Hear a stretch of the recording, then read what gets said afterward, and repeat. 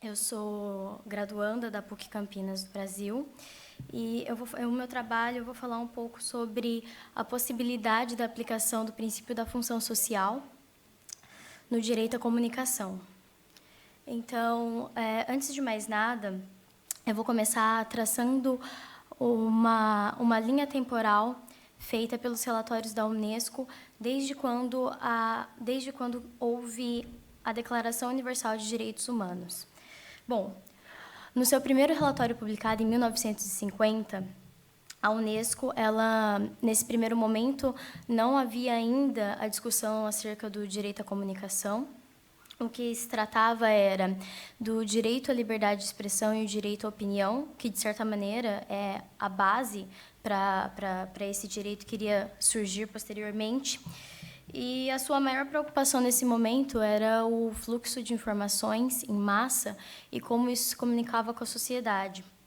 Havia uma discussão se as grandes mídias, que na época eram poucas, se elas realmente transmitiam o fluxo de informação necessário. Na década seguinte, em 1960, a preocupação passou a ser com relação a realmente a informação. Então, pela primeira vez, no relatório de 1960, aparece o direito à informação e não o direito à comunicação, mas os meios de comunicação no qual essas informações eram veiculadas.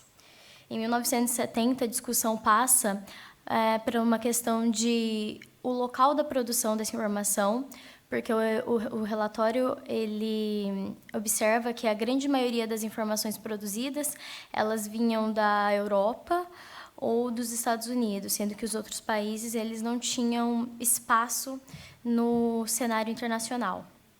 Somente em 1980, mais especificamente em 1983, com a publicação do relatório McBride, que é denominado One World, Many Voices, que o direito à comunicação aparece pela primeira vez como um direito autônomo ao direito à informação.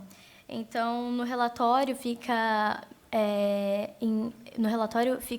muito explícito que a informação ela é produzida, a maioria das vezes, unilateralmente. As pessoas, os receptores, eles não têm a oportunidade não só de comunicar de volta, mas, na maioria das vezes, eles recebem as provocações dessas informações que lhes são vinculadas, porém, eles não têm a possibilidade de ter acesso a outras informações que não essas. Então, tendo o relatório McBride sendo um marco para o direito à comunicação, passa-se, a partir desse momento, a abrir e expandir essa discussão.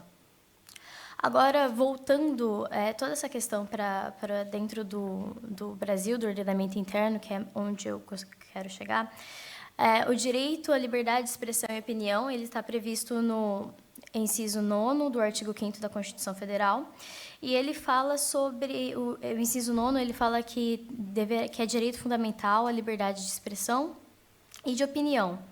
E, novamente, não temos uma citação direta ao direito à informação ou ao direito à comunicação. Contudo, como dito anteriormente, a liberdade de expressão e a opinião ela é a base para o surgimento desses outros direitos que está sendo discutido. Então, de 1948, que foi quando foi feita a Declaração Universal de Direitos Humanos, até todos os relatórios publicados, até 1988, quando foi promulgada a Constituição Federal do Brasil, as formas de comunicação elas se alteraram de forma significativa. Então, se nós considerarmos de 1988 para cá, houve uma revolução na maneira como nós recebemos informações, passamos informações, e tudo isso ela gerou novas necessidades na sociedade. E o que a gente pode observar no Brasil é que essa problematização ela veio como se fosse uma bola de neve. Então, a gente não superou algumas questões básicas, só que o desenvolvimento da tecnologia, a necessidade de acesso à informação e a necessidade rápida de acesso à informação, ela não aguarda a gente desenvolver e atender melhor. Simplesmente continua acontecendo. Então, o que a gente observa hoje é um problema continuado na violação do direito à informação e no direito à comunicação, porque a gente já tem a lei do Marco Civil, vai entrar em vigência no final de 2020, a lei de proteção de dados. Tem tramitando hoje na Câmara mais de 15 projetos de lei querendo, de alguma maneira, regular o direito à informação e o direito à comunicação. Só que, se você observar todas essas... se você observar os projetos de lei ou algumas propostas, ao que parece, ao que indica, é que tudo está tentando resolver um problema pontualmente, quando a gente tem um problema continuado, um problema que não vai ser resolvido somente através da mudança dessa lei, ou com a promulgação de novas leis, ou a penalização. Temos até projetos de lei que é mais voltado para a questão eleitoral, que querem penalizar, por exemplo, a questão de fake news, que na última eleição do Brasil foi um problema muito sério. Desculpe, 2 minutos, está bem? 2 minutos? Ok. Bom, então eu vou avançar para o final. A questão é, num levantamento feito pela Comissão de Ciência e Tecnologia, Comunicação e Informática da Câmara dos Deputados em 2015, ficou constatado que, até o presente dia, 85% de todas as telecomunicações no Brasil elas são feitas por 4 famílias, que se dividem de certa maneira, mas que tomam grande parte e controlam grande parte da informação que está dentro do Brasil.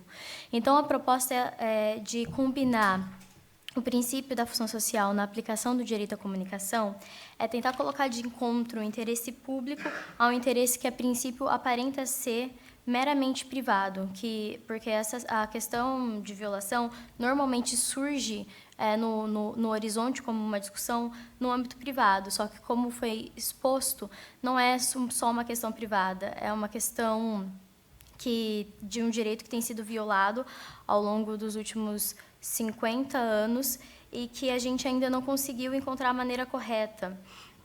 Então, o que eu penso nós podemos utilizar as ferramentas que nós já temos, a nossa própria Constituição garantidora e os seus princípios, para, a partir disso, ter uma aplicação mais coerente e que proteja e que permita que o direito à informação e o direito à comunicação, desde esses problemas que parecem ser básicos, como o monopólio, até esse mais recente, mais conectado à questão das fake news, a gente consiga resolver ele de uma maneira mais eficaz. E essa seria a minha proposta. Agradeço a atenção de todos. Muito obrigada.